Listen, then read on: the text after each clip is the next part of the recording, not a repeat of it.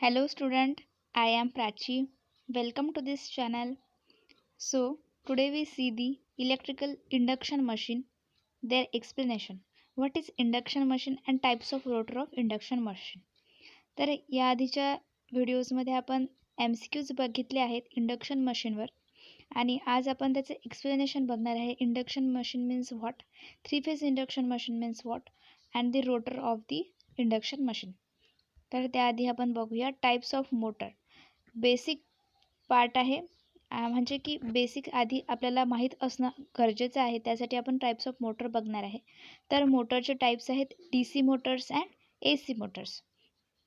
तर DC मोटर्समध्ये 2 type आहेत, brushless and brushed motor. Then ब्रशमध्ये आहे series wound, shunt wound and compound wound, also the permanent magnet. This is very important. Then in AC motors, synchronous and induction motor. Induction motor is also known as asynchronous motor. Synchronous and asynchronous, that is a induction motor. AC motors classified into 2 types, synchronous and asynchronous. And asynchronous is also known as the induction motor. So the induction motor is also classified by 2 way, single phase induction motor and 3 phase induction motor. तर आज आपण बघणार आहे 3 phase induction motor.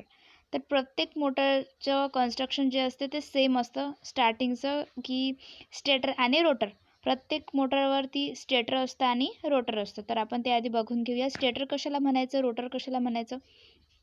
Here see, this is the stator and here see stator also known as frame. This is the shaft. It is very important. What is a shaft? This is a shaft, inner side of rotor. This is the rotor. Then these are the end shield. Stator, rotor, frame, motor, shaft and end shields. These are the main part. Then now here we start. What is the 3-phase induction motors? So here see, the polyphase induction motor is the most widely used AC motor. The polyphase induction motor is the most widely used AC motor due to its low cost, simple and extremely rugged construction. Polyphase induction motor widely used AC motors.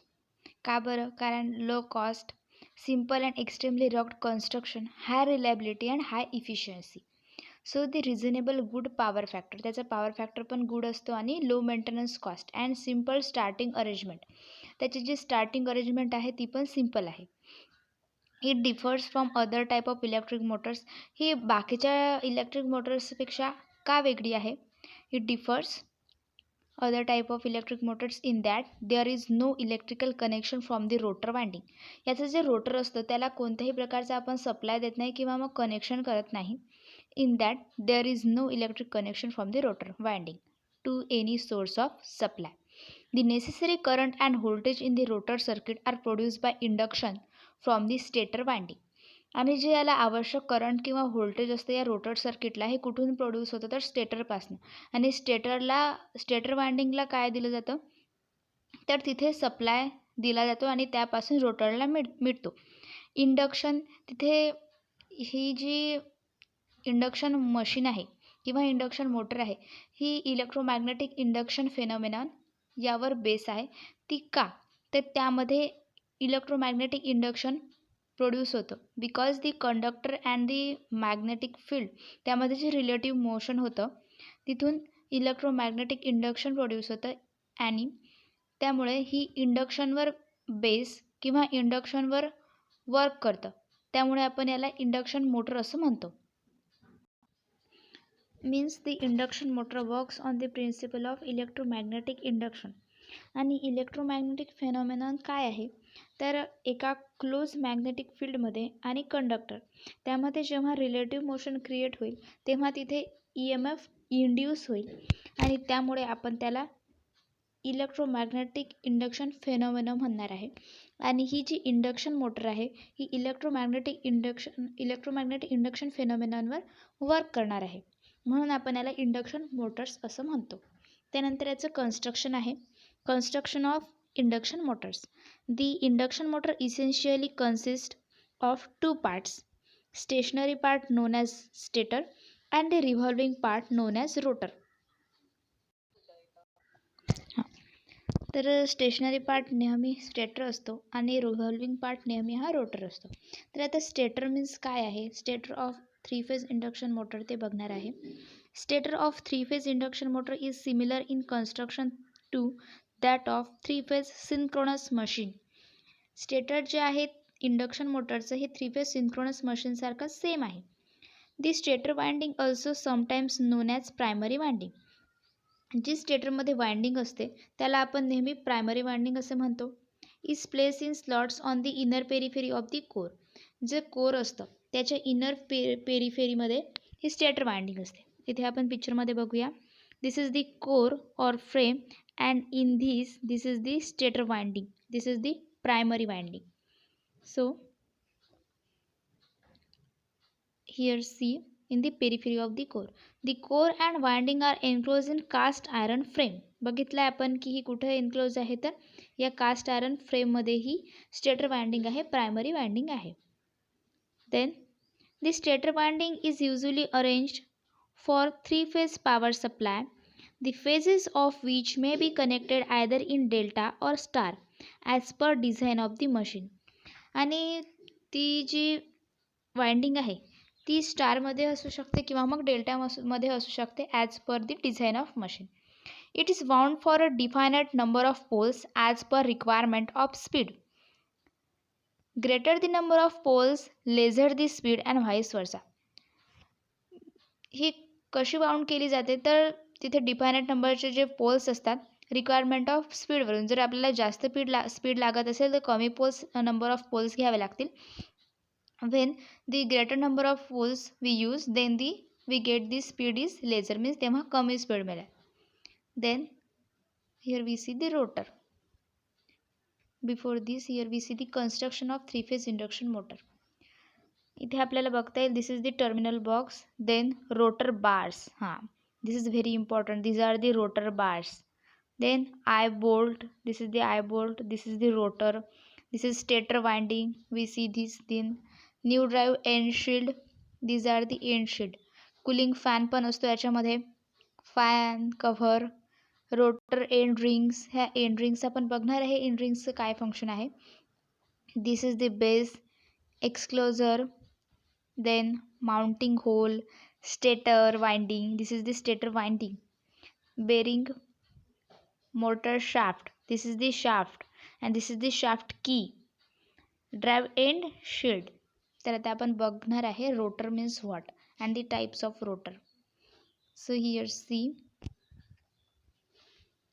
The rotor employed in three phase induction motor are of three types namely. तर रोटरचे पण three types आहेत induction मोटरमध्ये, three phase induction मोटरमध्ये. First आहे squirrel cage, second आहे wound rotor and C is double cage. तर squirrel cage rotor means what. Almost 90% of induction motor are provided with squirrel cage rotor because of its very simple, robust and almost indestructible construction. Almost 90% induction मोटरमध्ये squirrel Kaij rotor provide केलं जातं, कारण की त्याचे जे construction आहे ते खूप सिम्पल आहे आणि रॉबस्ट असं कन्स्ट्रक्शन आहे. And squirrel cage rotor is constructed of a laminated core with conductors, copper or aluminum bars placed parallel. म्हणजे ज्याचे ते कंडक्टर्स आहेत ते लॅमिनेट केलेले आहेत आणि ते कंडक्टर्स कशाचे आहेत, तर कॉपर और ॲल्युमिनियम बार्स, आणि ते कशा आहेत तर पॅरलली प्लेस केलेले आहेत और approximately parallel to the shaft. तो जो शाफ्ट असतो आपण आता बघितला आहे की शाफ्ट कोणता असतो, त्याला ते पॅरलली प्लेस केलेले असतात. And embedded in the core surface at each end of the rotor conductors are all short circuited. जो रोटर एंड असतो तिथे ते शॉर्ट सर्किट केलेले असतात. हे इथे रोटर एंड असतो, इथे बघूया. Here see, here the rotor end, आणि इथे हे शॉर्ट सर्किट केलेले असतात रोटर एंड रिंग्स, आणि इथे हे रोटर एंड असतात आणि हे सर्व इथे शॉर्ट सर्किट केलेले असतात. rotor ends, the winding are short circuited. By continuous end rings of similar material. Material हे सेम असणार आहे. Similar material to that of conductors. त्या सेम कंडक्टर्स जे सेम मटेरियल आहे त्याने ते काय केलं असतं, short circuit. The slots on the rotor are usually skewed in order to obtain a more uniform torque. त्याचे जे स्लॉट्स आहेत ते कसे असतात, स्क्यूड केलेले असतात बिकॉज तिथे मोर टॉर्क मिळावं, युनिफॉर्म टॉर्क मिळावं म्हणून. And reduce the magnetic humming noise. आणि तिथला हमिंग मॅग्नेटिक जो नॉईज आहे, मॅग्नेटिक हमिंग नॉईज तो रिड्यूस व्हावा. Well running and reduce the locking tendency of the rotor. Also काय रिड्यूस करण्यासाठी, तर locking tendency of the rotor. Means असा क्वेश्चन येऊ शकतो, why the rotor usually skewed in order, why. So our answer is for uniform torque, reduce the magnetic humming noise, असे option असू शकतात. Then running and reduce the locking tendency of the rotor. So the answer is all of above. म्हणजे हे तिन्ही जर option असले तर तिथे काय करावे लागेल, all of above. Then second type is wound rotor.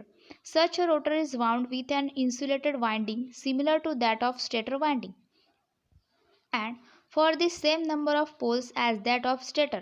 The rotor winding is always three-phase winding even when the stator is wound for two-phase. Stator winding ही नेहमी टू फेज असते आणि रोटर वाइंडिंग ही कशी आहे, इथे तर थ्री फेज आहे. So तर यानंतर थर्ड पार्ट आहे रोटरचा, डबल स्क्वॅरल केज.